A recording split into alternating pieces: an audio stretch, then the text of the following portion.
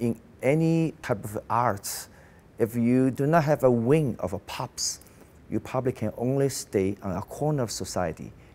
My mom first encouraged me to play piano when I was 5 years old. When I was 10 years old, I was enrolled into Shanghai Conservatory's elementary school division. I went into the middle school division and spent a few years there.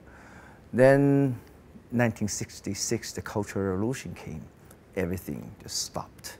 It was about late 1970s. After 10 years of the Cultural Revolution, during that time period that any Western composer was not allowed to play in China. So it's almost like a cultural starvation for 10 years. But in late 1970s, Berlin Philharmonic, Boston Symphony were brought into China.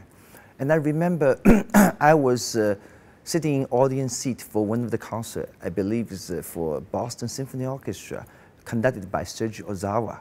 And it was also Berlin Philharmonic conducted by von Karajan. I was in tears. So from that date and on, I started to search my way into conducting.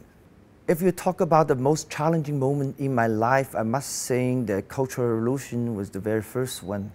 That because as a young pianist, I need to practice Chopin and Beethoven, but all those repertoire were not allowed to play anymore. So occasionally I had to practice this with curtain down, and I have to go to professor's home secretly to take lesson. Yeah, at first I feel very sorry for myself. Then I dropped that line because it's useless. So I'm looking forward to catch up. That's why I became a first group of Chinese students left China to go United States in 1981. And then after years of experience, particularly recently, I look back, actually have no regret, even for those hardships in my life, even for those challenging years during Cultural Revolution, because that made me feel that I will treasure every moment of success, and I will treasure all the conditions I have now, and I would never take anything for granted. And when 2001, the SCO board approached me and wanting me to be their music director, actually I had a lot of hesitation.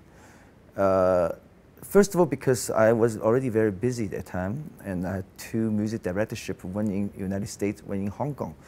And I did not need another job.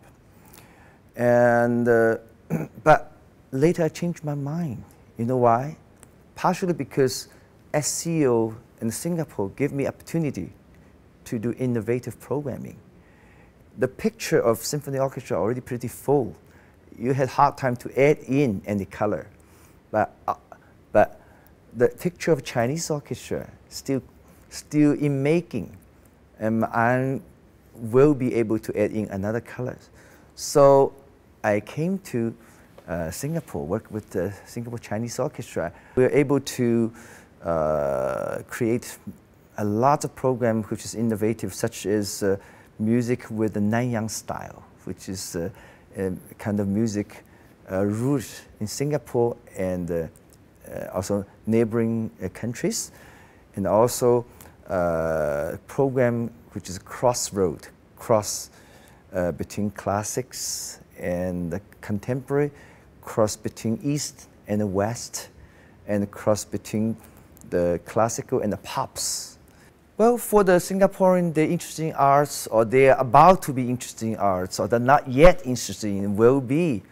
My advice is you must treat arts as a part of important things in your life. And think about a situation, Singapore without arts, then what kind of society we'll have.